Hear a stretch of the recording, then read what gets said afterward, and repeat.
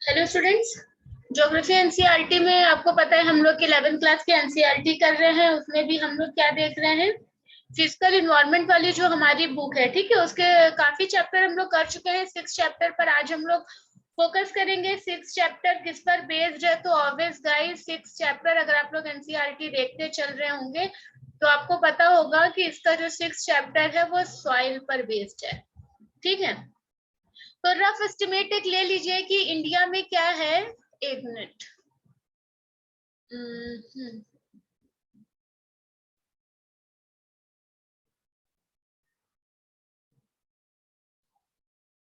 India में ना जो हमने देखा है कि अलग अलग स्ट्रक्चर है, जैसे कि जो डाइवर्सिटी पाई जाती है उसी तरह से इंडिया में डाइवर्सिटी आपकी सॉइल की भी देखने को मिलती है। ठीक है, एक मैप है ये, इसको आप लोग फोकस करिएगा। उस दिन हम लोगों ने बात की थी एलोवियल सॉइल की। ठीक है, किसकी बात की थी हम लोगों ने? एलोवियल सॉइल की बात की थी। देखिए, अगर हम लोग भारत का स्ट्रक्चर देखें, कुल मिलाकर बात यही है कि जो डाइवर्सिटी है वो वेजिटेशन में हमने देखा। ठीक है, ग्लेशियर्स वगैरह के अकॉर्डिंग भी हमारे वहाँ डाइवर्सिटी है। हमारे वहाँ दक्कन ट्रिप भी पाया जाता है। ठीक, और फिर जब हम लोगों ने टॉपिक किया था जहां पर देखा था 0 से 50 के बीच में रेनफॉल। ठीक है, 50 से 100 के बीच में रेनफॉल, 100 से 200 के बीच में रेनफॉल, 200 से 250 के बीच में रेनफॉल। ये क्या है? ये एनुअली रेनफॉल है। तो ऑब्वियसली हमारा रेनफॉल जैसा होगा हमारी सॉइल में वो प्रॉपर्टीज भी अलग अलग होंगी। ठीक है, प्रॉपर्टी क्या, सॉइल कैसी है, फर्टाइल है या नहीं है। तो ऑब्वियसली अगर हम 0 से 50, 50 से 70, 50, 100 के पास में पहुंचेंगे तो यहाँ पे बहुत सारे चेंजेस मिलेंगे। जैसे होता है ना कि ये स्टेप बाय स्टेप आगे बढ़ना और हर स्टेप पर आपको एक चेंजेस मिलना। ठीक है, तो ये चेंजेस मिलेगा। अगर हम लोग देखें ये डेजर्ट वाले एरिया की बात करें तो ऑब्वियसली हमने यहाँ पे 0 से 50 के बीच में रेनफॉल देखा था। तो यहाँ पर जो वनस्पति हमने देखी थी कैसी थी, वो कैक्टस वाली थी और स्क्रब्स थे, मतलब झाड़ियां थी। तो ऑब्वियसली वो कटीले होते हैं, आप उनको छुओगे तो वो आपको चुभेंगे, आपको डिस्टर्ब भी करेंगे, आपको रश भी आपकी बॉडी पर आ सकता है। ठीक है, लेकिन वही अगर हम लोग यहाँ पे जाएंगे, ठीक, तो यहाँ पे बहुत सारी ग्रीनरी होगी, उनके पत्तों को जब हम लोग छुएंगे तो उनमें मॉइस्चर होगा। देखा होगा ना कि हमारे साइड के जो पेड़ होते हैं उनको आप छूते हैं और जब उसकी पत्ती को ऐसे करके तोड़ते हैं तो उसमें मॉइस्चर होता है। लेकिन अगर आप उसको कैक्टस को लेंगे तो उसमें उतना मॉइस्चर नहीं होगा। इसका मतलब है कि रेनफॉल के ऊपर जो हमारा वेजिटेशन डिपेंड करता है, तो वेजिटेशन हमारा सॉइल पर भी डिपेंड करता है। सॉइल भी कई प्रकार की होती है और हर सॉइल की प्रॉपर्टी अलग अलग होती है और उसमें होने वाले वेजिटेशन में भी बहुत ज्यादा डाइवर्सिटी पाई जाती है। ठीक है, और अगर हम एक बार इस बात को अच्छे से समझ लेना कि फॉरेस्ट सॉइल कहाँ पर मिलेगी, तो हमें पता है कि फॉरेस्ट सॉइल वहीं पर मिलेगी जहाँ पे हमारे फॉरेस्ट होंगे। और फॉरेस्ट का रेनफॉल हमने देखा था कितना था, 100 से 200 के बीच में था। ठीक है, 250 के आसपास ही था अप्रोक्सीमेट। मतलब अगर 2 से 250 के बीच में जाएंगे तो हमें फॉरेस्ट बहुत ही इजीली मिल जाएगी। तो हमारे जो प्रीवियस चैप्टर थे वो हमारे आज के चैप्टर पे क्या करेंगे, डिपेंड करेंगे। ठीक है, या हमारा ये चैप्टर उसके ऊपर डिपेंड करेगा। देखिए, पढ़ने का एक तरीका है, कोई भी सारे चैप्टर अलग अलग हम पढ़ते हैं लेकिन उनकी डिपेंडेंसी हमें समझनी चाहिए कि क्या है। सॉइल का मतलब है बेटर या बैड वेजिटेशन। ठीक है, तो अगर हम रेनफॉल की बात करें तो रेनफॉल के ऊपर सारी चीजें डिपेंड कर रही हैं हमारी। अगर हम लोग फॉरेस्ट सॉइल की बात करें तो देखिए ये वही वाला एरिया है जहाँ पे हमने फॉरेस्ट देखा था, क्योंकि हमने फॉरेस्ट को 2 भाग में डिवाइड किया था। एक हमारा हिमालयन फॉरेस्ट था, दूसरा हमारा पेनिनसुलर फॉरेस्ट था। ठीक है, फिर हमने देखा था कि ये 5 में वो कैटेगराइज हो सकता है। ये नॉर्थ का पार्ट है, ये वेस्ट का है, ये ईस्ट का है, ठीक है, ये साउथ का है और ये आपका नॉर्थ ईस्ट का है। तो अब इसलिए ये पांचों जगह पर वेजिटेशन डिफरेंट होगा। और एक हमारा ये सेंटर का पार्ट आता है, यहाँ का भी वेजिटेशन डिफरेंट होगा। ठीक है, तो एरिड सॉइल कहाँ कहाँ पे मिलती है? अगर हमें पता है कि ब्लैक सॉइल यहाँ पे मिलती है। तो हमें मैप में ये पता होना चाहिए कि ये क्षेत्र किसका लगता है, ये एमपी और महाराष्ट्र का लग रहा है। एमपी महाराष्ट्र का होने के कारण यहाँ पर कपास की खेती अच्छी होगी। तो बिल्कुल सिंपल सी चीज है, पहले हमने रेनफॉल देखा, वेजिटेशन देखा, आज हम सॉइल देख रहे हैं, और कल इस सॉइल के ऊपर होने वाली क्रॉप्स को भी पढ़ेंगे। और फिर जब हमारी फॉरेस्ट रिपोर्ट आती है, ठीक है, एग्रीकल्चर रिपोर्ट आती है, तो वहां पर हम इसको ले जाकर कैसे रिलेट करेंगे कि एमपी सबसे ज्यादा प्रोडक्शन किसका करता है। जैसे कि बात होती है यूपी की, तो यूपी में क्या होता है, वीट सबसे ज्यादा होता है, ठीक है। लेकिन जब हम लोग पर एरिया की बात करते हैं, पर हेक्टर की बात करते हैं, तो हरियाणा पंजाब हो जाता है, ठीक है। तो ये हमें कंपेयर कैसे करनी है, और यहीं से हमारा पेपर बनेगा। हमारा पेपर यहाँ से नहीं बनेगा, ये हमारी बेसिक अंडरस्टैंडिंग है। एनसीईआरटी आपकी बेसिक अंडरस्टैंडिंग के लिए होती है। और इसके बाद जो गवर्नमेंट्स के रिपोर्ट्स आती हैं, और जो हमारी समझ है, जो हमारे न्यूज़पेपर है, हमारे जो मैगजीन्स है, कहने का मतलब है जो करंट है उसके ऊपर हमारी पकड़ कैसी है, ठीक है। अगर हम लोग एलोवियल सॉइल की बात करेंगे, तो नदी के क्षेत्र जहां जहां पर भी एलोवियल सॉइल, देखिए ये यहाँ पर है, लेकिन यहाँ पर हमारी एलोवियल नहीं है। ये वाली कौन सी, ये एरिड सॉइल है, क्योंकि ये हमारा थार का मरुस्थल लग रहा है, ठीक है। तो यहाँ पर नहीं है, लेकिन यहाँ पे हमें पता होगा कि फिर एक क्वेश्चन है कि मैम यहाँ पर एलोवियल सॉइल क्यों मिलती है, क्योंकि आपको पता है कि एलोवियल सॉइल सबसे बेस्ट होती है, जलोढ़ मृदा सबसे बेस्ट होती है। क्यों होती है सबसे बेस्ट, वो एग्रीकल्चर उसमें बहुत ही अच्छा होता है। उसमें भी दो तरह की होती है, एक होती है बांगर और एक होती है खादर, ठीक है। खादर सबसे बेस्ट मानी जाती है एग्रीकल्चर के लिए। और ये कहाँ पे आपको मिलेगी, ये वहीं पर मिलेगी जहां पर नदी घाटियां होंगी। तो सिंपल सा है गाइस, इसको बिल्कुल समझ के चलिए। ये एरिया सिंधु ब्यास सतलज का है, ठीक है। ये पूरा का पूरा मैदान गंगा घाटी का है, उसकी सहायक नदियों का है, सोन, यमुना, घाघरा, गंडक, ये सारी है। और ये वाला जो है ब्रह्मपुत्र का है, ठीक है। फिर आपको पता है कि ये पूरा, ये क्या है, ये सिंधु का है। सिंधु फिर यहाँ से बे ऑफ बंगाल में गिर जाएगी, ये नर्मदा तापी का मुहाना हो जाएगा आपका। और ये देखिए यहाँ पर बे ऑफ बंगाल में गिर जाएगी। ये काठियावाड़ का जिला है, यहाँ पर ब्लैक सॉइल पाई जाती है, ठीक है। और रेड सॉइल का ये पूरा, तो ये एरिया कौन सा है, झारखंड है, छत्तीसगढ़ है, उड़ीसा है, तमिलनाडु है, नीचे थोड़ा केरल का पार्ट है, ठीक, और तेलंगाना का थोड़ा पार्ट है। और आपका लेटराइट सॉइल, तो लेटराइट सॉइल बीच बीच में कहीं कहीं पर होती है। अब हमें इसमें पढ़ना क्या है कि इनमें कौन कौन से मतलब इसमें क्या क्या पाया जाता है, ठीक है। किसी में नाइट्रस होगा, किसी में फॉस्फोरिक होगा, किसी में आपका चूना पत्थर होगा, किसी में आपका इसी तरह की चीजें मिलेंगी, ठीक है। और सबसे मेन क्या होता है, फास्फोरस, नाइट्रस, ये सारी चीजें। तो चलिए आगे चलते हैं हम लोग।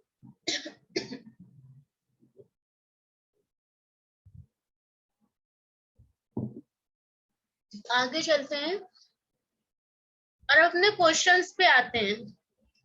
पहला क्वेश्चन हमसे क्या पूछा गया है, अगर हम उसकी बात करें, द बल्क ऑफ, बिल्कुल सिंपल सा क्वेश्चन है, बिल्कुल सिंपल सा, जिसमें कोई भी ऐसी बात नहीं कही गई है जो आपकी अंडरस्टैंडिंग ना हो यहां तक में। The bulk of our food and much of our clothing is derived from land-based crop that grow in this soil, ठीक है।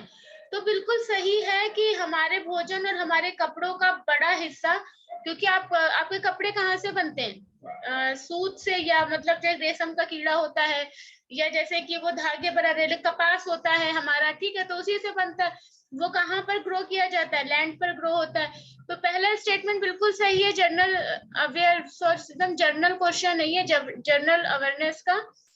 तो ये वाला काट दीजिए, एक सही है, ठीक है। The soil on which we depend so much for our day-to-day needs have involved our thousands of years.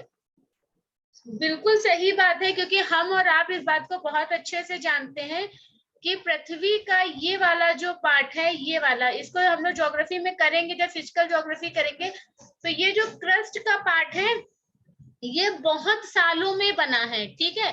इसमें कई डिवीजन है, ये कोर है, मेटल है, ठीक है, जिसमें निफे होता है, ये बहुत सारी चीजें होती है, इसको हम लोग बाद में अलग से करेंगे। फिजिकल ज्योग्राफी का ये पार्ट है।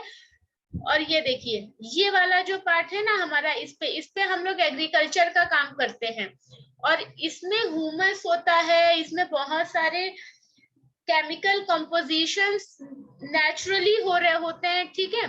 तो ये day to day needs have involve over thousands of year, बिल्कुल सही है, तो दूसरा भी हमारा सही हो जाएगा। तो ये हमें काटना पड़ेगा क्योंकि दूसरा भी हमारा सही है, और ये, लेकिन ये ऑप्शन कॉम्प्लिकेटेड बना है, तो हमें लास्ट वाला भी चेक करना पड़ेगा क्योंकि ऑल ऑफ द अबव भी है, ठीक है। द वेरियस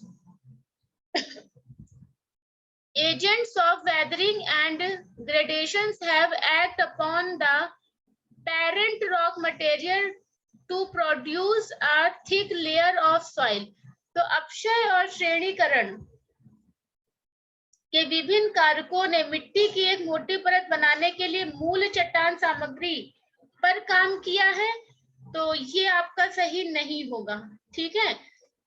पेरेंट रॉक तो सही है, लेकिन आपको पता है कि जो एक हमारी जो ये वाली होती है ना, जो फर्टाइल सॉइल होती है, उसको बनाने में बहुत ज्यादा कंट्रीब्यूशन जो होता है वो रिवर्स का होता है गाइस, सेडिमेंट्स वही लेकर आती हैं, ठीक है।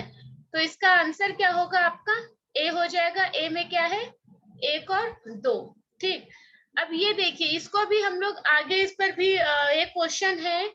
अगर हम लोग लेयर ऑफ सॉइल की बात करें, तो जो डायग्राम मैंने ऐसे करके बनाया था ना, ये वाला डायग्राम, ये क्रस्ट है ये हमारी, ठीक है। तो क्रस्ट के नीचे भी 2 क्रस्ट होती है, एक अपर क्रस्ट होती है, एक लोअर क्रस्ट होती है, ठीक। तो आप लोग इसी को यहीं से समझते चलिएगा। तो ये कई तरह से, इसको देखिए ऑर्गेनिक बोला जाता है क्योंकि ये कैसी है, यहाँ पर हमारा हस्बेंड्री होता है, हमारा एग्रीकल्चर होता है, हॉर्टिकल्चर होता है, ठीक है। सारे काम हमारे कहाँ पर होते हैं, यहाँ पर होते हैं। फिर टॉप सॉइल, तो यहाँ से यहाँ तक की जो सॉइल मानी जाती है, ये होती है टॉप सॉइल, इसको ए बोलते हैं लैंग्वेज में, इसको ए बोलते हैं ज्योग्राफी की लैंग्वेज में, ठीक है। फिर होती है सब सॉइल, इसको बी सॉइल बोलते हैं। पेरेंट मटेरियल, अब देखिए क्वेश्चन वाला क्या था, पेरेंट मटेरियल, और पेरेंट मटेरियल रॉक आपकी यहाँ पर होती है, उसके ऊपर बहुत सालों तक बहुत सारी एक्टिविटी होती है, एरोजन होता है, ठीक है, डेपोजिशन होता है, बहुत सारे वेदरिंग चेंजेस होते हैं, बहुत सारे सेडिमेंट्स डिपॉजिट होते हैं, उसके बाद हमारी ये वाली सॉइल बनती है जो बहुत बहुत सालों में बनती है, ठीक है। तो इसको जो है सी रॉक बोलते हैं, इसको जो है डी रॉक या एच रॉक भी एक होती है, इसी में हम लोग अभी देखेंगे, ठीक है। तो सबसे टॉप लेयर जो होती है ना, क्रस्ट की टॉप लेयर यानी अपर लेयर, उसके ऊपर ये सारे चेंजेस हो रहे होते हैं। तो क्वेश्चन क्या है हमारा, क्वेश्चन तो हमने कर लिया है इसका, ठीक है। दूसरे नंबर पर आते हैं, consider the following statements, relief and climate don't affect the formation of soil. जलवायु मिट्टी के निर्माण को प्रभावित नहीं करते। जलवायु मिट्टी के प्रभाव को करेगा कि नहीं करेगा गाइस, ऑब्वियसली करेगा, ये तो बिल्कुल गलत वाली बात है ना, करेक्ट चुनने के लिए बोला है, ये बिल्कुल गलत बात है, दोनों हो नहीं सकते। अब बी और डी में हमारा क्या होगा, कंपटीशन है। Soil contained a mixture of rock, debris and organic material that developed on the earth surface, बिल्कुल सही है, मैंने अभी कहा बहुत सारे सेडिमेंट्स का डेपोजिशन, वेदरिंग चेंजेस, ये सारी चीजें होती हैं, 2 आपका हो जाएगा सही, ठीक है। ये देखिए आंसर है इसका बी। मिट्टी चट्टान के मलबे और कार्बनिक पदार्थों का मिश्रण है जो पृथ्वी की सतह पर विकसित होते हैं, मिट्टी के निर्माण को प्रभावित करने वाले कारक हैं, उसको रिफिल करना, उसके जो बेसिक्स मटेरियल्स होते हैं वो, या parental materials, climate, vegetation and other life forms and time, जो उसका जीवन चक्र होगा या जीवन के उसका रूप होगा वो, क्योंकि कहते हैं ना कि सॉइल अगर डिस्ट्रॉय हो जाती है तो हमें उसके ऊपर कॉमन सेंस लगाइए ना कि उसके ऊपर हमें फर्टिलाइजर क्यों यूज करना पड़ रहा है, यूरिया क्यों यूज करनी पड़ रही है, क्योंकि सॉइल अपनी जो कैपेसिटी है या जो उसकी फर्टिलिटी की क्वालिटी है वो धीरे धीरे डिक्रीज करती है। और अगर उसमें हमने इम्प्रूव नहीं किया, सिंपल सा है, जैसे हमें जिंदा रहने के लिए डेली खाना खाना पड़ता है, पानी पीना पड़ता है, और हमारे अंदर बहुत से मिनरल्स होते हैं जो ऑटोमेटिक नहीं बनते और डे बाय डे क्या होते हैं, डिस्ट्रॉय होते हैं। जैसे बहुत सारे विटामिन होते हैं, अगर आपने आयरन नहीं लिया अच्छे से तो इनेमिया का प्रॉब्लम हो जाएगा, विटामिन डी अच्छे से नहीं लिया तो कैल्शियम का प्रॉब्लम हो जाएगा, ठीक है, विटामिन सी नहीं लिया, ए नहीं लिया, के नहीं लिया, तो बहुत सारे होते हैं सब, उसमें मेन माइनर सा होता है विटामिन बी12 अगर आपने नहीं लिया तो क्या है। तो सॉइल भी वैसे क्या है, तो हमें जैसे की जरूरत पड़ती है, हम अपने अंदर खाद डालते हैं, वैसे ही हमें पेड़ों के लिए भी जरूरत पड़ती है। अगर हमें मिलना बंद हो जाए तो हम भी धीरे धीरे क्या करने लगेंगे, डिक्लाइन की तरफ चले जाएंगे। उसी तरह से हमारी सॉइल भी क्या होती है, डिक्लाइन की तरफ जाने लगती है, ठीक है। तीसरा क्वेश्चन है हॉरिजन ए, हॉरिजन बी और हॉरिजन सी। बात वही वाली टॉप लेयर, तो हॉरिजन ए जो है टॉप लेयर है। क्यों गाइस, अभी मैंने बताया था कि जो हॉरिजन ए है वो आपकी टॉप लेयर नहीं, हॉरिजन आपकी टॉप लेयर हॉरिजन, ठीक है, हॉरिजन ए ऑर्गेनिक या ए, हॉरिजन बी लूज, क्या पूछा है आपसे, करेक्ट बताना है आपको, ठीक है, correct. Horizon C minerals derived from both above the below. नहीं गाइस, ये नहीं हो जाएगा, बोथ से कोई चीज तभी ले सकती है जब वो यहाँ पर हो। अगर ए यहाँ पर होता, बी यहाँ होता और सी यहाँ होता, तब गाइस वो दोनों से ले पाती है ना, अभी वो दोनों से नहीं ले सकती। रीजनिंग पढ़ी होगी ना, सीटिंग अरेंजमेंट वगैरह में देखो कैसे सेटल करवाते हैं सब कुछ। तो सी तो आप काट ही दो, ये गया, ये गया, बचा एक या एक और दो। तो हॉरिजन आपकी क्या है, टॉप लेयर है, सही बात है। और उसके बाद हॉरिजन भी लूज पेरेंटल रॉक, ठीक है, लूज पेरेंटल रॉक कैसे है देख लीजिए।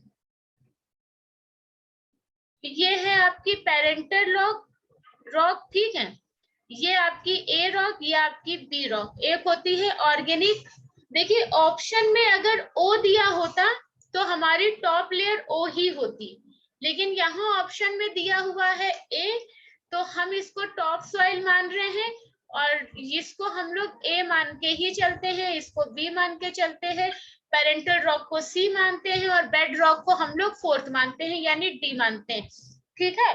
तो ये हो गया। तो इसमें पूछा है आपसे ए या एच, अलग अलग बुक में थोड़ा सा डिफरेंस देखने को आपको मिलेगा। इसमें यहाँ देखिए लिखा हुआ है, इन्होंने और ज्यादा क्लासिफाई किया है, हॉरिजन ओ और ऑर्गेनिक, और ये इसके नीचे वाली टॉप लेयर हॉरिजन, ये देखिए ई बी सी और हॉरिजन नीचे आपका ये, ठीक है। ये हम लोग सॉइल प्रोफाइल में पढ़ते हैं, अभी हम लोग एक एनसीईआरटी के अकॉर्डिंग कर रहे हैं। तो आंसर आपका हो जाएगा क्या, आंसर आपका हो जाएगा सी, ठीक है। निम्नलिखित जोड़ियों पर विचार करें, ये वही वाली बात है। अब देखिए horizon A is the top most zone. देखिए हम आपसे फिर कह रहे हैं, अगर यहाँ पर ओ होता तो ऑर्गेनिक सबसे ऊपर है। ये एक आपकी समझ पे डिपेंड करेगा और क्वेश्चन के नेचर पे डिपेंड करेगा कि आपसे पूछा क्या गया है, ठीक है। Horizon A is the top most zone where organic materials have got incorporated with the mineral matters, ठीक है। किससे होगा, जहां कार्बनिक पदार्थ, खनिज पदार्थ, पोषक तत्व और पानी के साथ शामिल होंगे, which are necessary for the growth of plant, जो उनके ग्रोथ के लिए आवश्यक होगा। Horizon B is a transition zone between the horizon A and C. मैंने बोला ना कि ट्रांजिशन होगा तभी उसको दोनों चीजें मिलेंगी, अदरवाइज नहीं मिलेंगी। तो जो आपका क्षितिज सी के बीच एक संक्रमण क्षेत्र होता है, इसमें नीचे और साथ ऊपर से प्राप्त पदार्थ शामिल होते हैं। तो अगर वहां पर सी की जगह बी लिखा होता तो आंसर हमारा वो सही होता। ठीक है। एंड कंटेंट मैटर, अब देखिए ये क्या करेंगे, बिलो एज वेल एज अब दोनों से करेंगे। It has some organic matter in it although the mineral matter in sorry is not. देखिए ये यहाँ पे ना, ये पता नहीं कैसे रह जाता है, कॉमा है यहाँ पर, इज नोटिसेबल वेदर्ड। ठीक है। तो क्षितिज सी ढीली मूल सामग्री से बना है, और अगर इसमें बंजर जैसी चीजें, बारू जैसी चीजें होंगी तो इसमें पकड़ नहीं होगी, तो हमारी जड़ें कमजोर ही रहेंगी, जिनको उठाकर ऐसे निकाला जा सकता है। और मिट्टी को पकड़ने के लिए, जब जड़ें मिट्टी को पकड़ेंगी तो उनमें जो है ये ढीलापन, लूजनेस नहीं होनी चाहिए। ठीक है। लूजेस्ट पेरेंट मटेरियल, तो सी क्या है हमारी, लूजेस्ट पेरेंट मटेरियल है, इसमें हमारे ग्रोथ नहीं होगी। This layer is the first stage in the soil formation process and eventually firms the above two layers. ठीक है। ये होती है हमारी soil profile. Soil profile, soil profile आप लोग अभी पढ़ेंगे किसमें, क्लास 11th में, बहुत ही ज्यादा डिटेल में, इसलिए यहाँ से हम लोग अभी निकल रहे हैं। और 11th में कौन सा फिजिकल ज्योग्राफी में, लेकिन हम लोग तो 11th की ज्योग्राफी कर रहे हैं भाई, इसी में पढ़ेंगे हम लोग। ठीक है। उसमें पढ़िएगा आप लोग सॉइल प्रोफाइल, जब ना को समझ में आए तो पूछ लीजिएगा। एक मिनट रुकिए, हम सॉइल प्रोफाइल आपको ना क्लियर ही कर देते हैं। सॉइल प्रोफाइल आप लोग कहते से समझ लीजिए।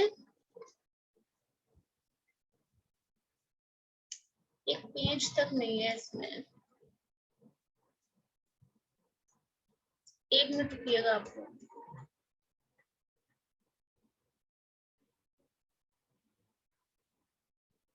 यहीं पे समझाते हैं तो समझिएगा।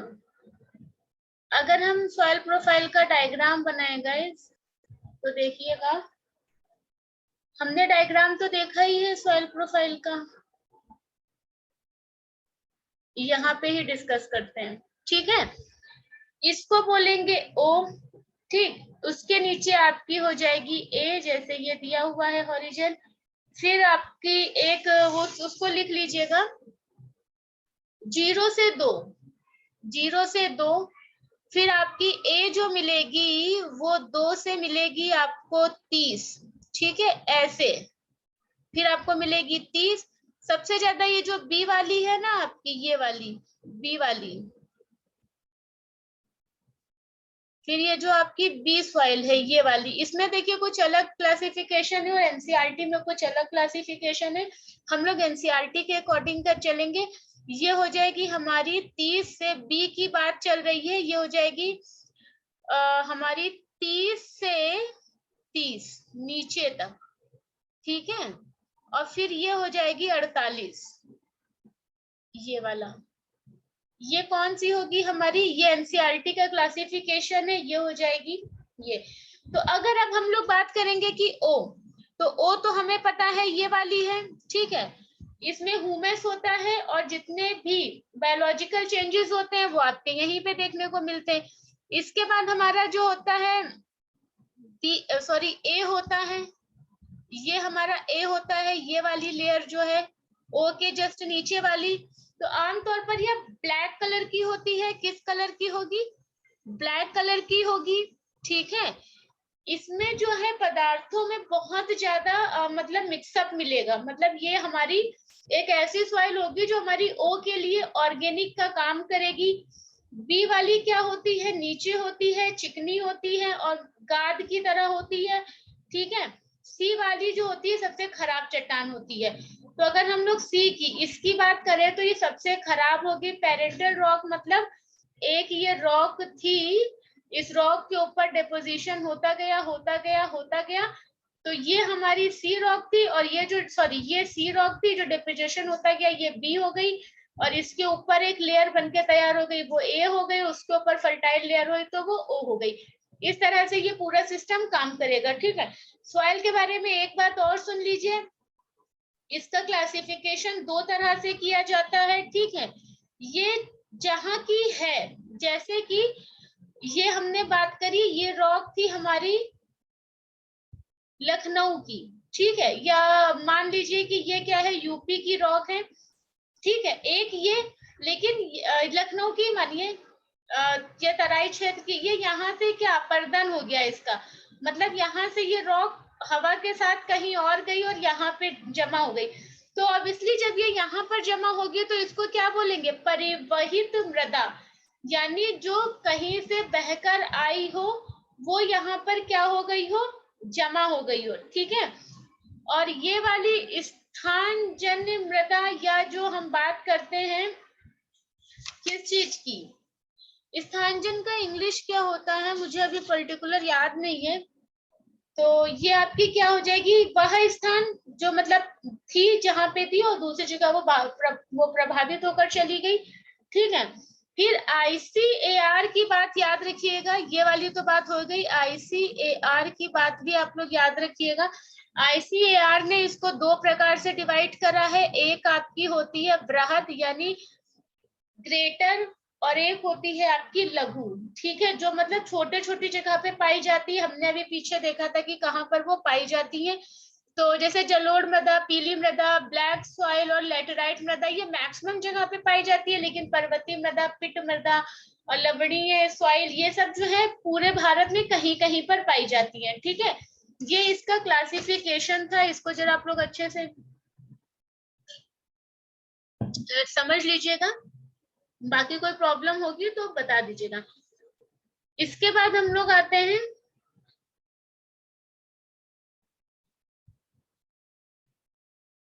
क्वेश्चन नंबर 4 पर। उर्वरा एंड दूसरा क्वेश्चन पूछा जा चुका है PCS में। ठीक है, तो ऑब्वियसली ये किसका टाइप होता है, सॉइल का टाइप होता है। क्वेश्चन नंबर 5 है, consider the following statement above alluvial soil. Alluvial soil कहाँ मिलती है, मैंने अभी आपको बताया था, सारी नदी घाटियों के पास एलोवियल सॉइल मिलती है। तो इस पे अगर क्वेश्चन पूछा गया है कि they are wide spread in southern and northern region of India, तो ये क्या होगा, ये सही होगा कि गलत होगा? हाँ, ये मुझे लगता है कि ये सही है, क्योंकि हमने जब अभी मैप देखा था तो हमें सबसे ज्यादा ये कहाँ मिल रही थी, सदर्न पार्ट में और नॉर्दर्न पार्ट में। ठीक है, they cover less than 25% of Indian land mass. हाँ, बिल्कुल सही बात है, नदी घाटियां बहुत है हमारी, जहां जहां पर नदी घाटियां वहां वहां पर ये भी है। दे आर इरोजनल सॉइल, ये भी बात सही है कि ये क्या अपरदनशील मिट्टी है। तो मैंने बताया था कि ये अपरदनशील होती है, क्यों होती है, क्योंकि नदियों के द्वारा बहा के लाई जाती है। और जैसे कि ये हमारा जो क्या है, माउंटेनस एरिया है और ये माउंटेन हिल है, तो यहाँ से जो भी लाया गया वो यहाँ पे डिपॉजिट किया गया और फिर आगे बढ़ा, फिर डिपॉजिट किया गया। ठीक है, तो ऑब्वियसली जब ये यहाँ से गया तो यहाँ पर इरोजन हुआ, यहाँ इरोजन हुआ, ये यहाँ से इरोजन होता जा रहा था, यहाँ पर डिपोजिशन हुआ, फिर यहाँ से हवा के कारण ये उड़ के गया, यहाँ पे इरोजन हुआ, फिर डिपोजिशन हुआ। तो ये प्रोसेस आपको कंटिन्यूअस चलता रहता है। तो ये बात बिल्कुल सही है कि they are original, they are erosional soil. ठीक है, ये देखिए, ये भारत की एलुवियल सॉइल है जो 25% तक आपका इंडिया का लैंड मास कवर करती है। ठीक है, क्लियर है यहाँ तक? तो alluvial soil are wide spread होती है। ठीक है, कहाँ कहाँ पर फैली होती है, तो ऑब्वियसली हमें देखकर ही पता चल रहा है कि कहाँ कहाँ पर ये होती है। ये कहाँ एलोवियल जो है, ये देखिए, जलोढ़ मिट्टी उत्तरी मैदान नदी घाटों में फैली हुई है, मैंने आपसे पहले भी कहा है। वाइड स्ट्रिप है, रिवर वैली के पास है। These soil cover about 40% of the total area of the country. 25% भी गाइस सही है, ये कर लीजिएगा, 25 to 40%। ठीक है, क्योंकि इसमें आंसर तो आपका सी ही आ रहा है, क्योंकि 40 कर रही है तो 25 भी कर ही रही है। ठीक है, चलिए। Of the total area of the country they are depositional soil. अभी मैंने कहा था ना कि डिपॉजिट करेगी तो depositional soil, transported soil.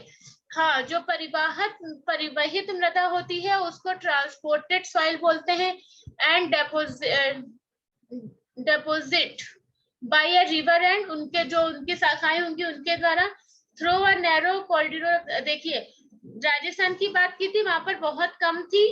Rajasthan they extend into the plains of Gujarat in the peninsular reason.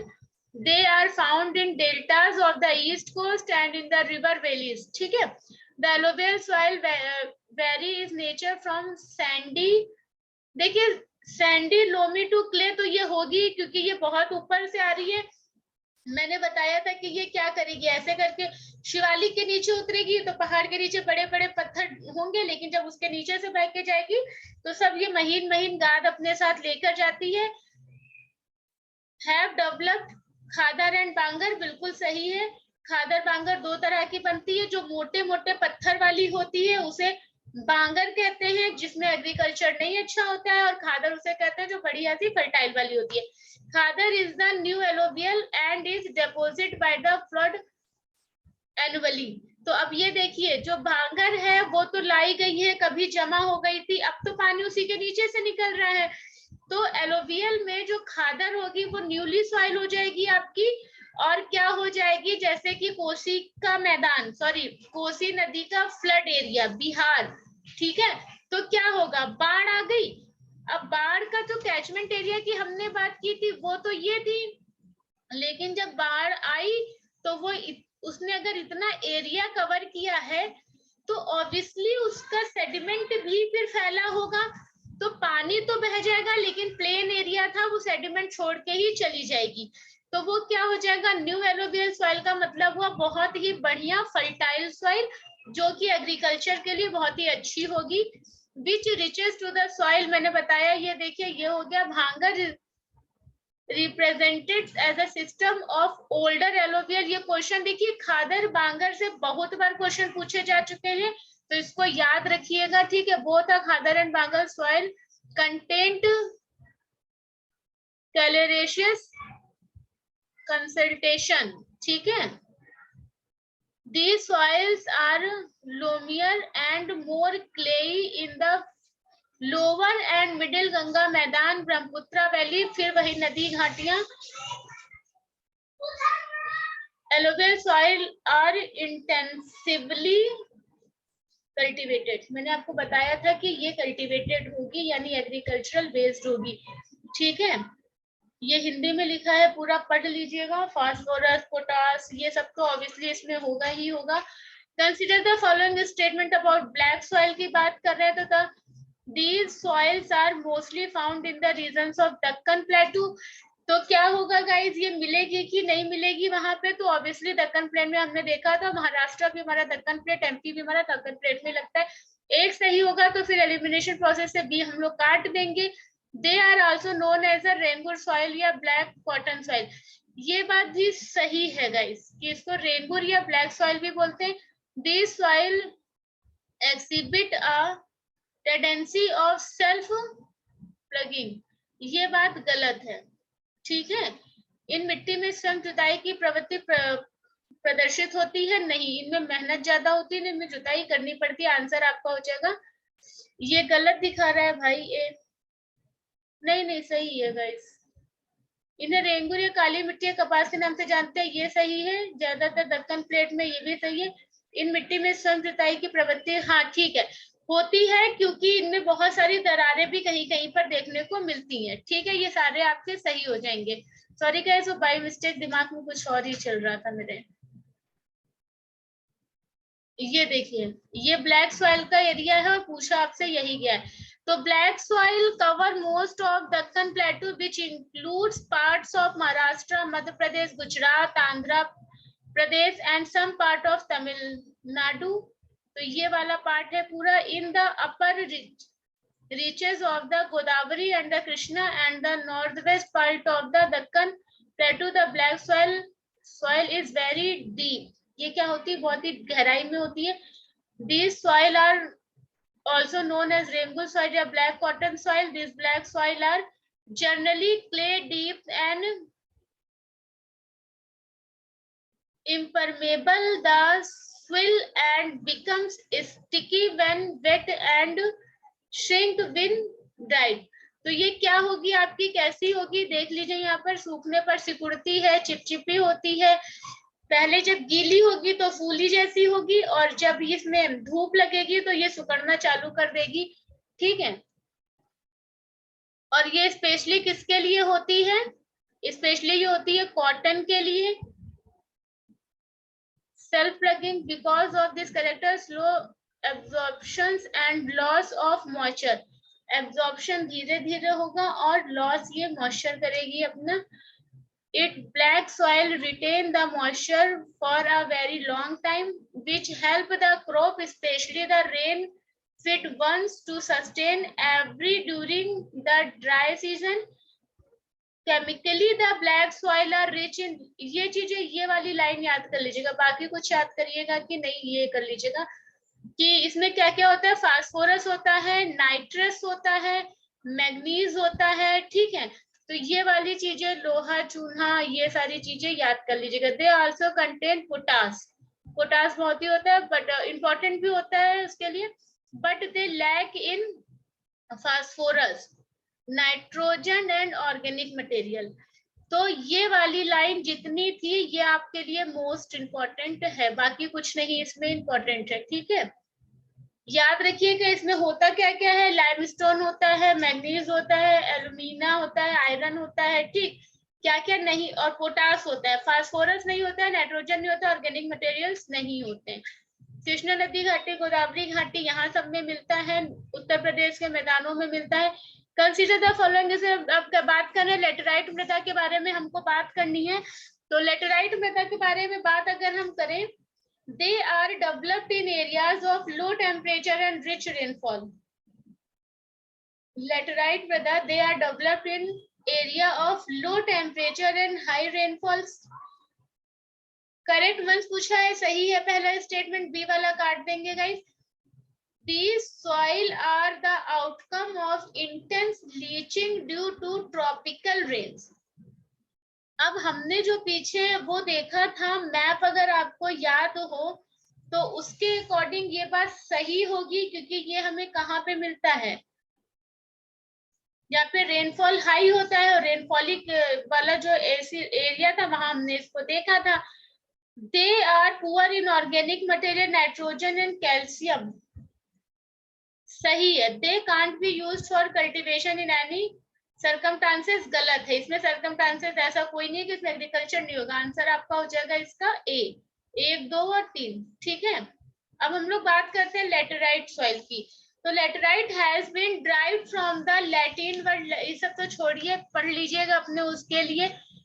The laterite soil developed in area which high temperature and, यहाँ पे गाइस ये क्या है, high temperature and low temperature. काट दीजिएगा इसको, नोट्स में सही है ये.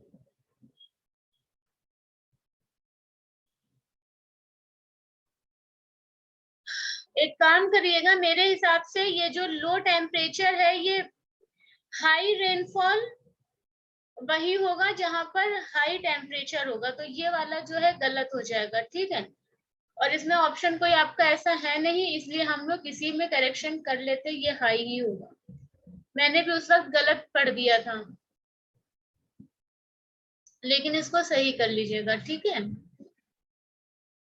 Developed in area which high temperature and high rainfall, these are the result of intense leaching due to tropical rains with rain.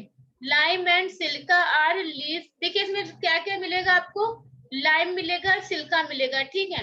Obviously जब पानी ज्यादा होगा तो पानी, मैंने बताया है, पत्थर के साथ क्या करता है, जब कांटेक्ट में होता है तो जो उसमें लाइम स्टोन होता है वो पानी के साथ घुल जाता है, और घुलने के बाद वो क्या करता है वहां पर, तो कभी अभी हम लोग ज्योग्राफी में जब वो देखेंगे तो देखेंगे कि एक यहाँ पर माउंटेन टाइप का या एक स्टोन टाइप का था, पानी इसमें जाता है तो अगल बगल इसका जितना भी लाइमस्टोन होता है वो इसके साथ घुस जाता है और ऐसे करके एक जगह बना देता है। ठीक है, क्या करेगा फिर ये पानी एक ऐसी जगह बना लेगा, देखते देखते फिर ये क्या करेगा, केव बना देगा, जो हमें केव देखने को मिलती है। ठीक है, तो उस केव में को भी ये कभी कभी आर पार कर देता है, तो ये हमारी केव बन जाएगी और ऐसे यहाँ से पानी दर्शेगा।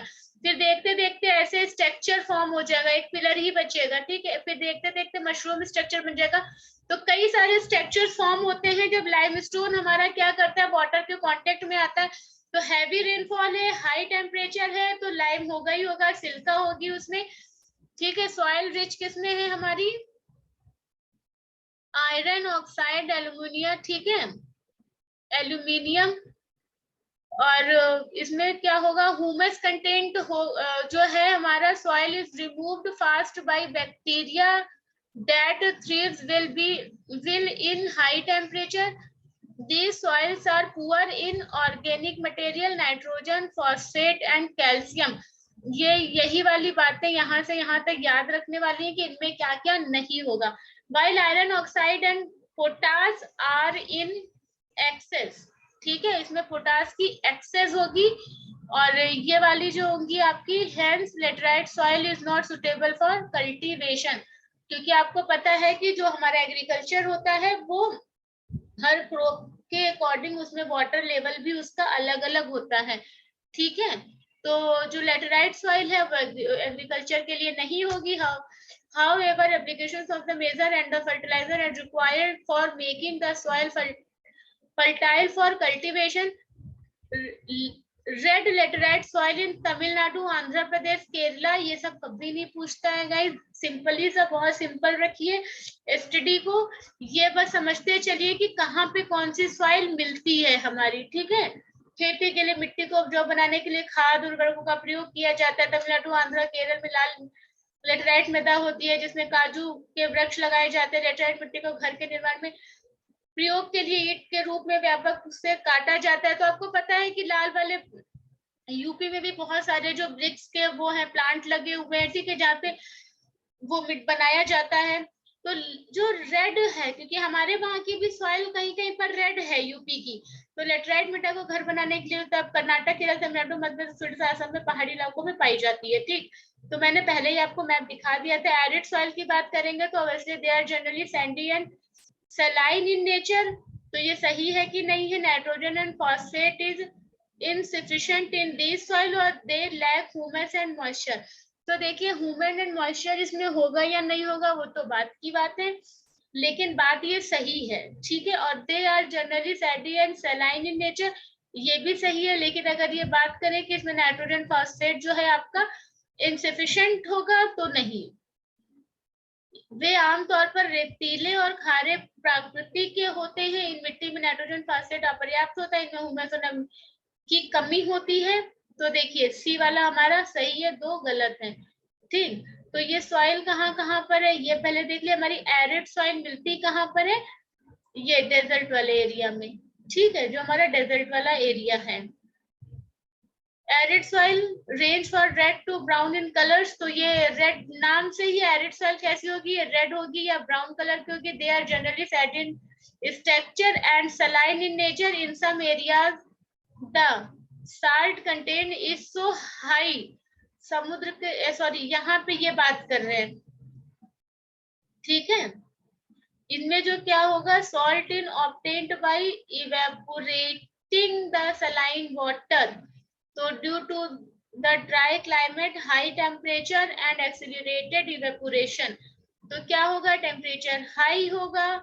ठीक है, और इवेपोरेशन तेजी से होगा। They lack moisture and humus, तो ऑब्वियसली जब कोई चीज बाहर, अब जैसे कि धूप में ले जाकर आटे को रख दीजिए गूंधा हुआ, और जिसको पानी में डाल के गूंद लेते हैं, और एक को ना अंदर रख दीजिए, तो इतनी तेज धूप है कि वो ऊपर से पूरा सूखेगा धीरे, फिर वो पड़ा रहेगा तो फिर अंदर से सूखेगा, फिर वो और अंदर से सूखेगा, धीरे धीरे वो गोल गोल पत्थर की तरह हो जाएगा कि किसी को फेंक के मारेंगे तो वो क्या हो जाएगा, उससे उसको चोट लग जाएगी। लेकिन जो हम कमरे के अंदर रखेंगे वो सड़ जाएगा, उसमें ह्यूमस, उसमें कीड़े मकोड़े पड़ जाएंगे। क्यों? क्योंकि उसके अंदर वाटर था। ठीक है, तो वही वाला तो हमारे एग्रीकल्चर के लिए होगा। इसका मतलब है कि दोनों में डिफरेंस है। जहां पर हाई टेम्परेचर था वहां पे क्या हुआ, सारा मॉइस्चर और उसका ह्यूमस एब्जॉर्व कर लिया गया और वो बिल्कुल पथरीला हो गया। कहने का मतलब है ये अब उसमें लाइफ सस्टेन नहीं कर सकती, फिर चाहे वो ह्यूमन की लाइफ हो या हमारे एनिमल किंगडम की लाइफ हो या हमारे प्लांट किंगडम की बात करें। ठीक है, लेकिन अगर जो अंदर रखा हुआ है, जिसमें हवा नहीं लग रही है, बंद है, उसके अंदर मॉइस्चर जा रहा है प्रॉपर, तो उसमें कीड़े पड़ जाएंगे, वो अपना डीकम्पोजिशन का प्रोसेस स्टार्ट कर देगा। और अगर उसको हम सॉइल उसी तरह की हमारी होगी तो ऑब्वियसली हमारे पेड़ पौधे उसी में ही सरवाइव करेंगे। ठीक है, आगे देखते हैं। इनसफिशिएंट किसमें है ये? नाइट्रोजन। तो देखिए, नाइट्रोजन पेड़ों के लिए बहुत ही ज्यादा जरूरी होता है, और अगर ये इसकी कमी है तो इसको क्या बोलते हैं, इसको एनपीके करके खाद आती है, तो उसमें नाइट्रोजन, फास्फोरस और पोटेशियम हो, सॉरी फास्फोरस पोटेशियम ही होता है। ठीक है, तो वो मिलाया जाता है। Phosphate content in normal lower horizon of the soil are occupied by kankar layer. ठीक है, because of increasing calcium content downward the conker layers formation in the bottom horizon, ये क्या होगी, नीचे की तरफ होगी, और infiltrations of water। ठीक है,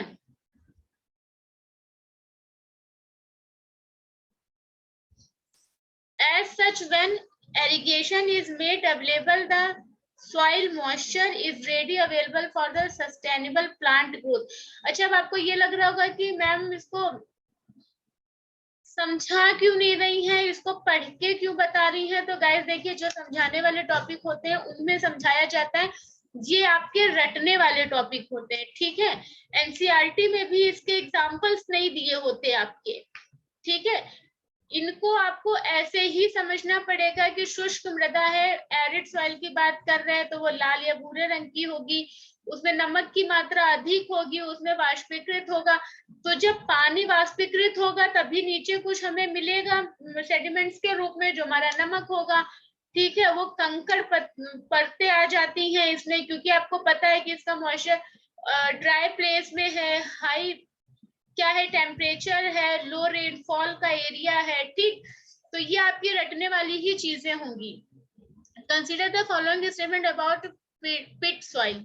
अब पिट सॉइल की अगर हम लोग बात करें तो पिट सॉइल का क्या है आपका, they are found in area of low rainfall and high humidity. ये क्या है? ये तो बिल्कुल गलत है आपका। ठीक है, they generally lack in organic material, ये भी गलत है आपका। They occur in Bihar, West Bengal, Orissa and Tamil Nadu, यही सही है। और आपको पता है कि ये तीनों के तीनों क्या हैं आपके, ये तीनों के तीनों ही बाढ़ प्रभावित क्षेत्र होते हैं, यहाँ पर रेनफॉल भी होता है ठीक ठाक। Peat soil they are found in the area of the heavy rainfall and heavy humidity. ठीक है, मैंने बोला ना कि यहाँ पर जो है जब नदियों का बाढ़ का क्षेत्र है तो ऑब्वियसली वहां पर हैवी रेनफॉल के साथ ह्यूमिडिटी तो होगी होगी। Where there is a good growth of vegetation, बिल्कुल सिंपल सी चीज है, large quantity of bad organic material accumulates in there are and these are as लिखा हुआ है, कॉमा कॉमा कॉमा है, and these givens are rich humans and organic content to the soil. Organic material in this soil may be 40 to 50%। तो simple सी चीज है कि इनका एरिया क्या है, नॉर्दर्न पार्ट ऑफ बिहार का, वहां पे कोसी नदी का क्षेत्र लगता है। फिर अगर हम लोग उत्तराखंड की बात करें, ठीक है, तो ये सब हमारे एरिया है, तमिलनाडु, उड़ीसा, ये सब हमारे किससे लगे हुए क्षेत्र हैं, बाढ़ प्रभावित क्षेत्र हैं। लास्ट क्वेश्चन पर आते हैं, बात करते हैं फॉरेस्ट सॉइल की। तो सिंपल सा है कि फॉरेस्ट सॉइल मैप हम लोग 2-3 बार देख चुके हैं। They are found in area of the sufficient rainfall. तो ये बात तो गाइस आपकी सही है कि यहाँ पे सफिशिएंट रेनफॉल होता है। फिर बात है आपकी they snow bound area, they generally lack humus content and undergo denudation.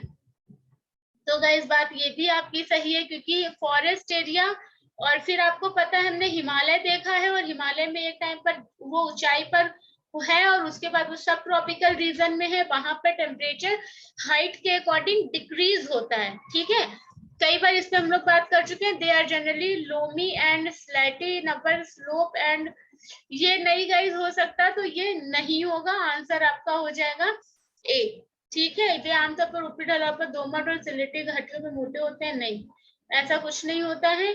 ये आपका लास्ट क्वेश्चन है, ये उसका डिस्कशन है।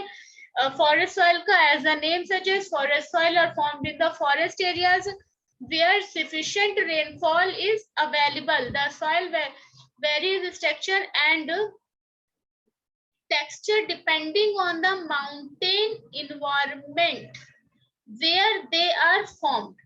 मैंने अभी भी आपसे बताया था कि स्टेज टू स्टेज वो चेंज होता है, चला जाएगा। दे आर लूमी एंड स्लेटी on valley side and pores granted in the pores, sorry guys, चश्मा भी नहीं लगाया।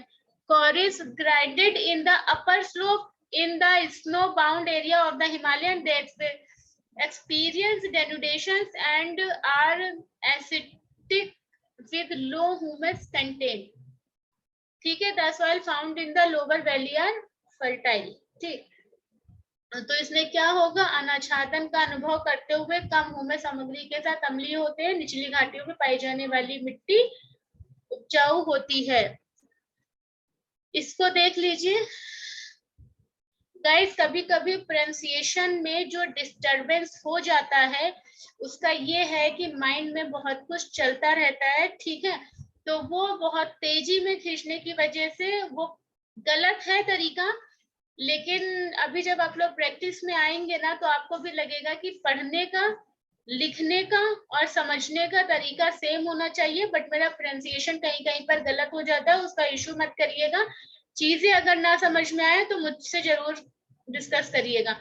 एलोवियल सॉइल का एरिया हम लोग दोबारा देख रहे हैं, ये पूरा लगता है आपका। ठीक है, फॉरेस्ट ये आपको पूरा दिख रहा है, फॉरेस्ट का एरिया है। एरिड ये रहा आपका रेड सॉइल का एरिया, ये देखिए ये पूरा का पूरा रेड सॉइल का एरिया है।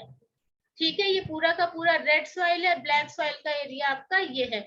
तो अब जब हम लोग एक बार हल्का सा रेफरेंस ले लेंगे और जब इसके बाद हम लोग इसको फिर से करेंगे तो आपको पता चलेगा क्या कि इसी के ऊपर हमारा एग्रीकल्चर कैसे होगा।